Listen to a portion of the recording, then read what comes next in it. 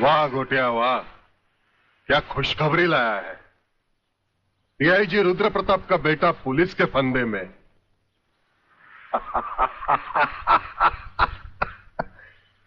बाप ईमानदारी की मौत मर गया, अब बेटा कानून की मौत मरेगा।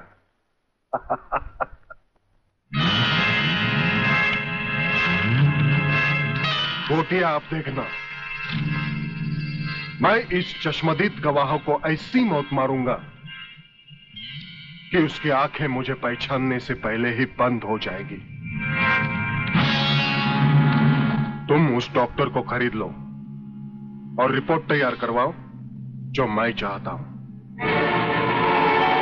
यह समय सोचने का नहीं है बेटी, यह हम दोनों की जिंदगी और मौत का सवाल है।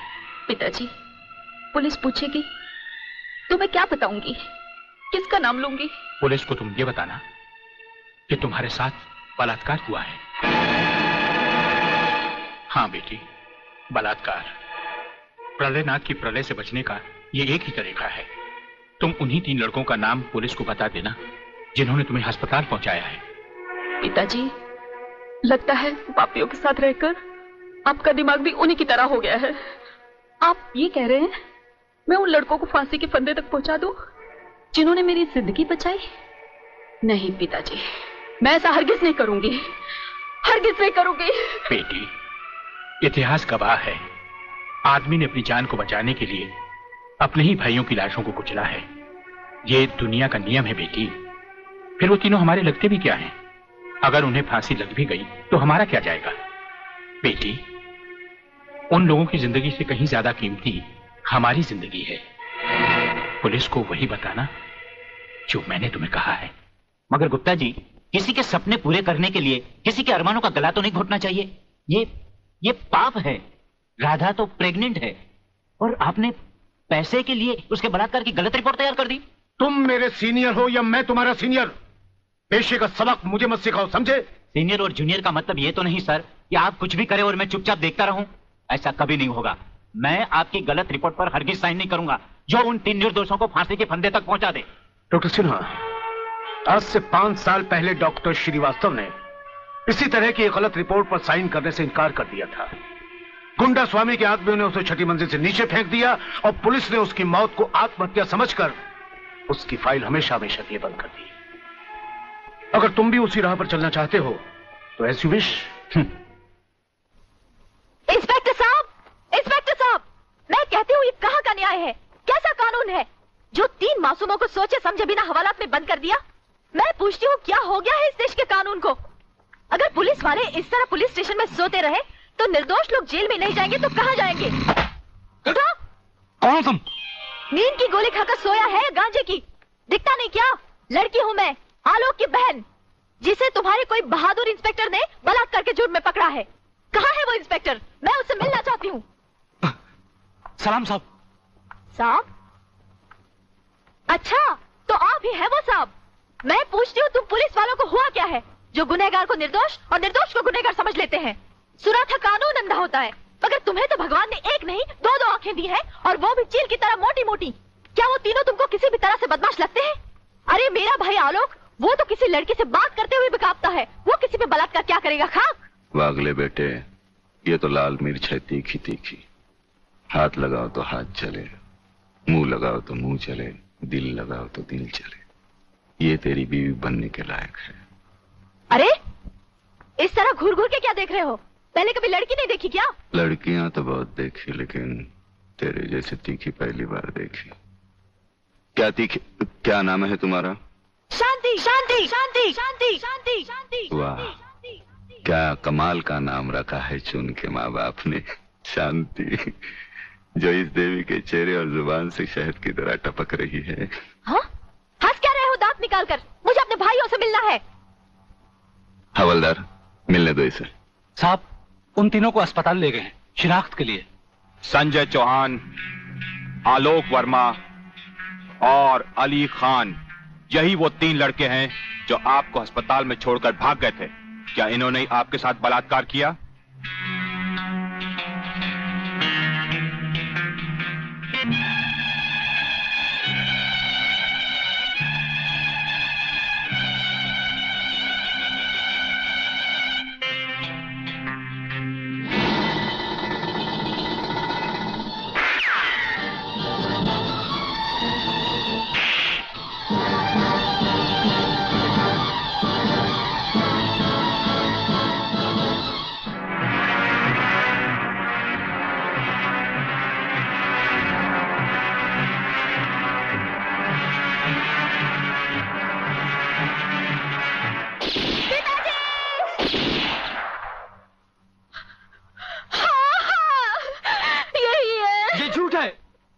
ये सरासर झूठ है।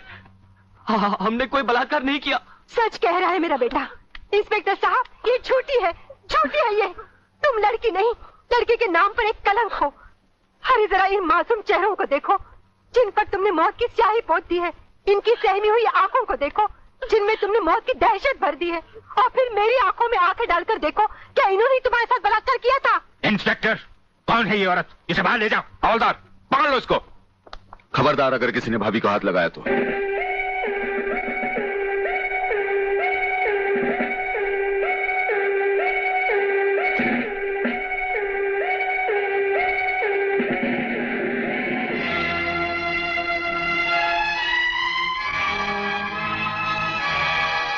इंस्पेक्टर वागले, आप जानबूझकर अनजान बन रहे हैं।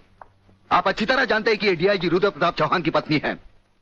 याद है डीआईजी रुद्र प्रताप चौहान, जिनके अंतिम संस्कार पर आपने लंबा चौड़ा भाषण झाड़ दिया था, जो आज भी हम पुलिस डिपार्टमेंट के लिए आदर्श है, उनकी पत्नी है। तो ये भी किसी मामूली आदमी की बेटी नहीं है। ये इस राज्य के मंत्री जीवन लाल टंडेल की बेटी है। और जानते हो इन तीनों ने इसके साथ क्या नर्क किया है? कुछ नहीं किया है। ये किसी की साजिश है जिसमें इन तीनों को फंसाया जा रहा है। लेकिन मैं भी दूध का दूध और पानी का पानी करके रहूंगा।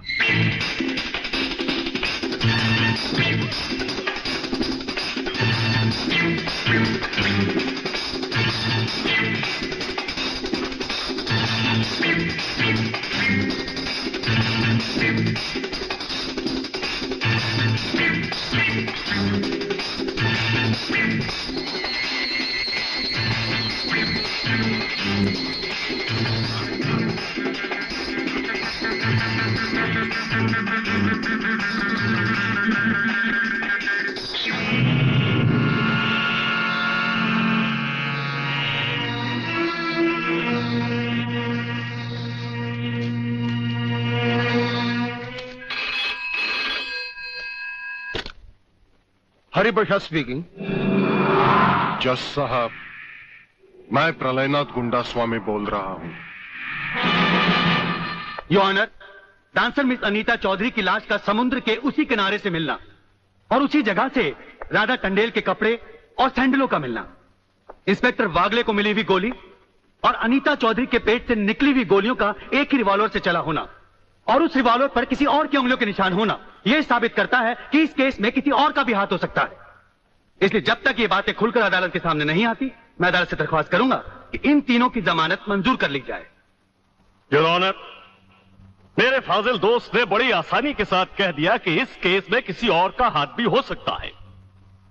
लेकिन ये बात कहते हुए मेरे फाजिल दोस्त भूल गए कि अनीता चौधरी की लाश के पास संजय चौहान का पर्स भी मिला है। Your honour, miss Radha Tandel जिनके साथ बलात्कार हुआ, उन्होंने अस्पताल में पुलिस इंस्पेक्टर के सामने इन तीनों की शनाख्त की है। योर ऑनर, इसके अलावा डॉक्टर गुप्ता की रिपोर्ट मौजूद है। इन तमाम बातों से जाहिर है योर ऑनर कि रेप और मर्डर इन्हीं तीनों ने एक साथ मिलकर किया है। लिहाजा मेरी कोर्ट से गुजारिश है कि इनकी जमानत किसी भी कीमत पर मंजूर नहीं की जाए। सरकारी वकील की दलीलों को मद्देनजर रखते हुए यह अदालत संजय चौहान, आलोक वर्मा और अली खान की जमानत नामंजूर करती है और इन्हें पुलिस की हिरासत में रखने का हुक्म देती है।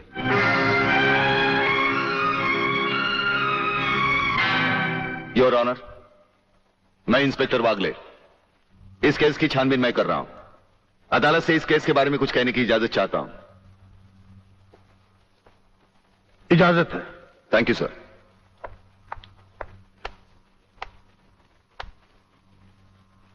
योर ऑनर, इंसाफ के इस मंदिर में आपको न्याय करते हुए कई साल हुए होंगे और इन सालों में आपके सामने रेप और मर्डर्स के अनगिनत केसेस भी आए होंगे। क्या उन अनगिनत केसों में आपके सामने कोई ऐसा केस आया है जहां कत्ल और बलात्कार करने वाले ने जिसके ऊपर बलात्कार किया है उसे खुद अस्पताल पहुंचाया हो? ये तो अभी तक सुना नहीं कभी। सही कह रहा है ये, कुछ ना गड़बड़ जरूर है। बहुत बड़ी ऑर्डर, ऑर्डर। इंस्पेक्टर वागले, मुझसे सवाल करने की बजाय आप इस केस में रोशनी डालिए। वही कोशिश कर रहा हूं सर। अदालत सरकारी वकील की जिन दलीलों को मद्देनजर रखते हुए इन लड़कों की जमानत नामंजूर कर रही है, मैं उन्हीं दलीलों के बारे में कुछ कहने की इजाजत चाहूंगा। इजाजत है। सरकारी वकील का कहना यह है कि अनीता चौधरी की लाश के पास संजय चौहान का पर्स मिला हो सकता है बेहोश राधा टंडेल को उठाते वक्त वो पर्स वहां गिर गया हो। अब इनका कहना यह है कि राधा टंडेल ने इन लड़कों के खिलाफ बयान दिया है। यह भी तो हो सकता है कि वो बयान उसे किसी के दबाव में आकर दिया हो। जिस डॉक्टर ने बलात्कार की रिपोर्ट बनाई वो भी खरीदा गया हो। आपकी इन दलीलों से अदालत अपना फैसला नहीं बदल सकती। यह फैसला आप जबरदस्ती इन पर लाद रहे हो। इंस्पेक्टर वागले, अगर मैं चाहूं तो अदालत की तौहीन के जुर्म में मैं तुम्हें अभी टर्मिनेट कर सकता हूं। कोई परवाह नहीं है मुझे इस बात की। मेरा तो विश्वास उठ गया इस कानून से। कौन सा कानून, कैसा कानून? यह कानून तो चंद मुजरिमों की रखेल बन बैठा है। इसलिए लोग अदालत का दरवाजा खटखटाने के बजाय गुंडों की चौखट चूमते हैं। Take him out of the court. अगर जिंदगी में किसी से रिश्वत ना ली हो तो ही मुझे हाथ लगाना।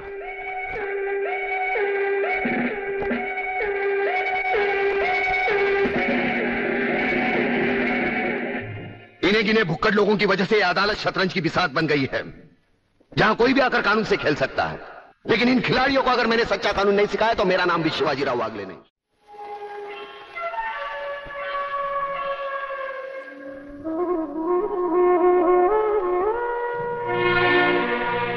नहीं यार, इस तरह तो हिम्मत हार के हम बिना फांसी के ही मर जाएंगे। ये क्या हो गया तुम दोनों को यार? अली, सोचता हूं मेरी बहन शांति पर क्या बीत रही होगी। मुझे पढ़ा लिखा कर एक बड़ा इंसान बनाने के लिए क्या कुछ नहीं किया उसने। लोगों के घर में काम कर करके अपने हाथों पे मेहंदी की जगह छाले डाल ली उसने। आलोक, तुम्हारी तो वो सिर्फ बहन है, मगर मेरे लिए वो बहन भी है और मां भी है। अगर बचपन से ही उसका प्यार मुझे ना मिला होता तो शायद ये अनाथ सड़कों पर ही अपना दम तोड़ देता। मेरी मां पर भी क्या बीत रही होगी। वो तो रो रो कर पागल हो गई होगी। अगर मुझे कुछ हो गया तो उसका भरोसा भगवान पर से भी उठ जाएगा। तुम इन 3 लड़कों के केस में कहां उलझ गए? हो सकता है इन बच्चों का केस महज इत्तेफाकी हो। इत्तेफाक नहीं है सर। ये कड़ियां भले ही अलग अलग नजर आ रही हो, लेकिन अगर गौर से देखें तो ये सब एक ही जंजीर की कड़ियां हैं, जिसमें एक न एक दिन जीवनलाल टंडेल, रसिकनाथ और गुंडा स्वामी की कलाइयां फंसेंगी। ये इत्तेफाक नहीं है सर, इत्तेफाक नहीं है।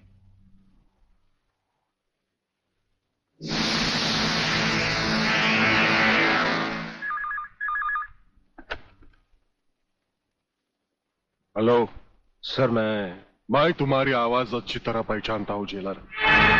तुम वहां से कुछ नहीं बोलोगे, सिर्फ सुनो,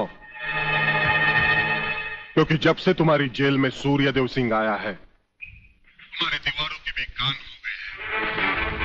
मुझे वागले और उसकी मीटिंग का पता चल चुका है। वो 3 लौंडों के केस की सीढ़ी बनाकर मुझ तक पहुंचे, उसके पहले उसकी सीढ़ी के हर डंडे को काटकर फेंक दूंगा मैं। सुनो जी।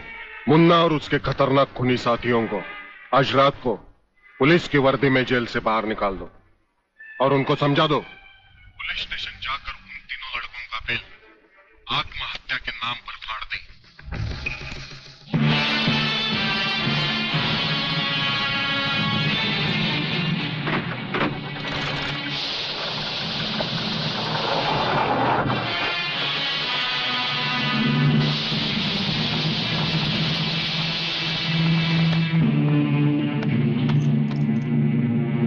टेलीफोन का वायर काट दो, अब इसे बांध दो।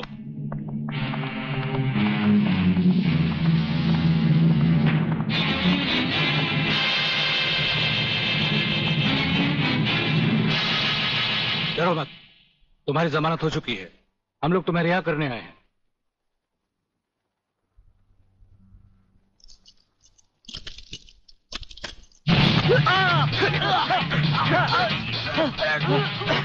छोड़